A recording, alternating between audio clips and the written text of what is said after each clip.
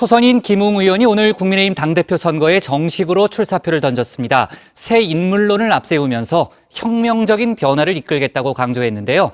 홍준표 의원의 복당에는 조건을 내걸었습니다. 과거 막말 논란에 대해서 사과하면 들어올 수 있다는 건데요.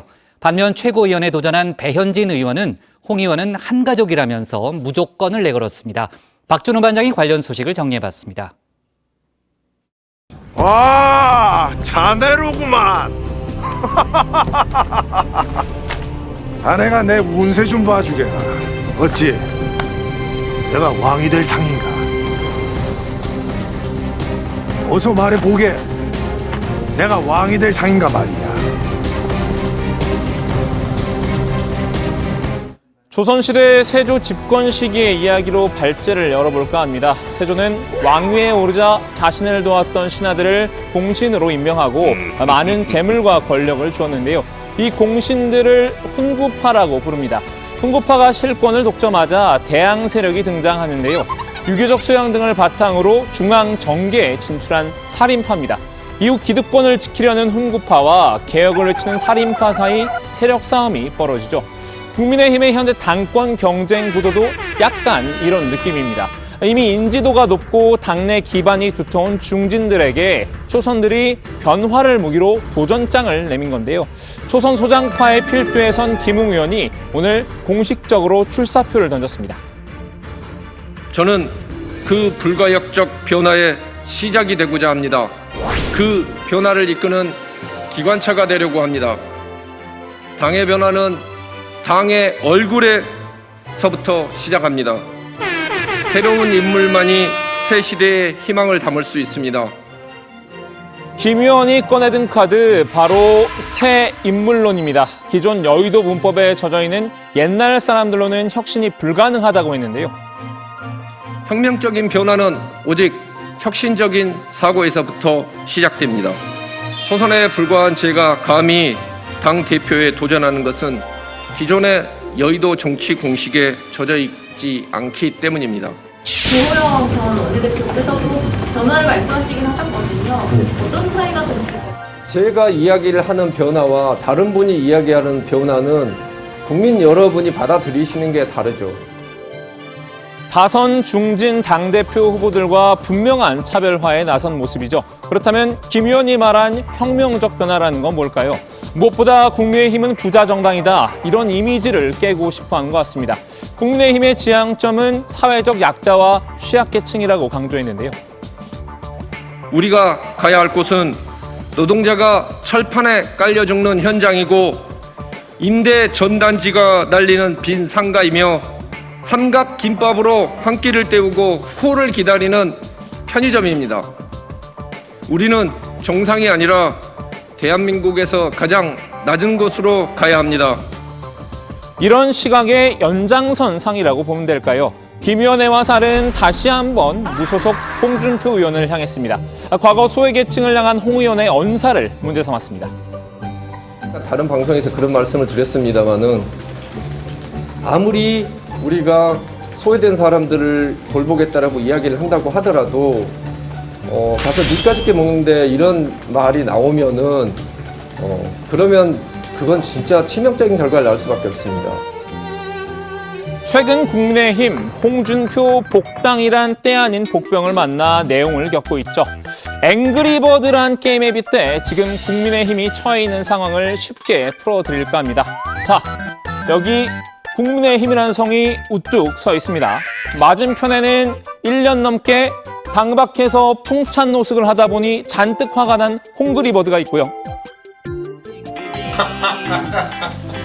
야, 이렇게까지 해야 됩니까? 국민들이 즐겁다면 더 망가져서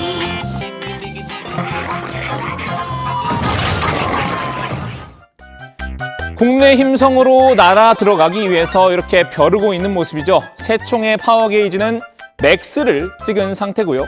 그런데 벼랑간 국내힘 성 앞에 저렇게 기뭉이란 장벽이 등장합니다. 막말 리스크를 감당할 수 없다면서 홍그리버드를 막아섰는데요. 그런데 오늘 김웅 장벽이 웬일인지 셔터문을 저렇게 반쯤 열었습니다. 김 의원의 표현을 빌리자면 억수로 화창한 날 출마 선언을 해서 마음이 들뜬 걸까요? 철옹성인 것 같았던 김 의원, 홍 의원에게 조건부 복당을 제안했는데요. 다시는 예전과 같은 그런 그런 말들을 하지 않는다라는 것들에 대해서 이야기를 해주시고, 그때 상처받았던 분들한테 정말 쿨하게 사과 한번 하시면 그러면 언제든지 들어올 수 있는 겁니다. 나이 어린 여성과 경비 노동자를 향한 막말 논란에 대해 쿨하게 사과해달라는 요구입니다. 과거에 비해 업그레이드한 모습을 보여달라는 건데요. 여기에 성안에 있던 5선의 정진석 의원도 가담했습니다. 김 의원과 마찬가지로 홍 의원의 거친 입담을 지적했는데요. 거센 말을 제발 걷어달라. 검찰총장 지낸 일을 조폭 리더십이라고 하면 홍 대표님이 몸담았던 대한민국 검찰이 조폭인가라고 말이죠. 글쎄요, 거센 말로 치자면 사실 정 의원도 둘째가라면 서러웠던 시절도 있었는데요. 이 보수의 존립에 근본적으로 도움이 안 되는 사람들은 육모방망이를 들고 뒤통수를 뽀개버려야 돼. 육모방망이를 들고 육모방망이, 조선시대 포도청에 근무하던 보졸들이 가지고 다니던 방망이. 과거의 자신이야 어찌됐든 정 의원도 홍 의원의 막말 리스크를 우려하며 선뜻 성문을 열지 못하는 모습입니다. 그런데 바로 이때 성안에서 콩그리보드의 깜짝 지원군이 등장합니다. 당에서 제게 어떤 직무를 맡겨주시든 저는 최선을 다해서 열심히 할 것입니다. 여러분, 홍스타님이 오셨습니다. 네, 홍준표 키드로 불리는 인물이죠. 홍 의원이 자유한국당 대표 시절 영입했던 배현진 의원입니다. 배 의원 오늘 최고위원 선거에 출마를 선언했죠.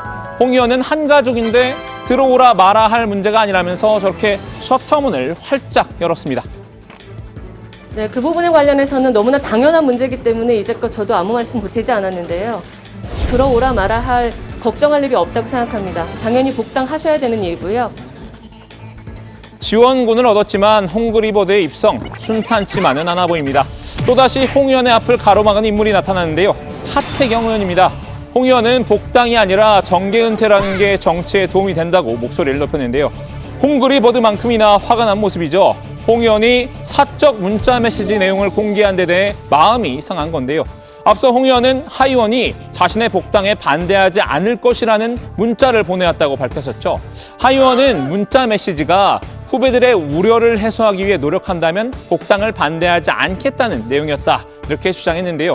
그런데 홍 의원이 앞뒤 맥락을 다 잘라버리고 복당에 찬성한 것 마냥 왜곡했다고 분개했습니다. 홍 의원을 향해 저품격 정치 에너지가 너무 강하다고 직격하기도 했는데요. 앞으로 나아가겠다던 국민의힘, 홍 의원 복당 문제에 발목이 잡혀 내분이 커지는 형국인데요. 과연 홍그리버드는 무사히 국민의힘으로 돌아갈 수 있을까요? 오늘 야당 발제 정리합니다. 김웅, 홍준표 조건부 복당 제안, 배현진 당연히 들어와야.